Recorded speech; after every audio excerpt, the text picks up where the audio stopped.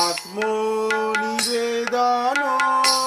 তুয়া পদে করি হইনু পরম সুখী প্রভু, হইনু পরম সুখী।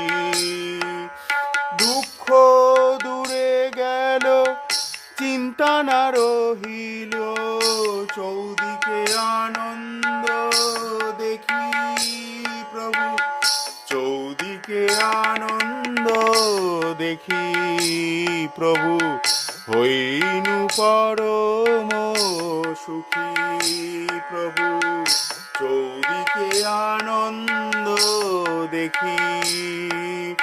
আত্মনিবেদন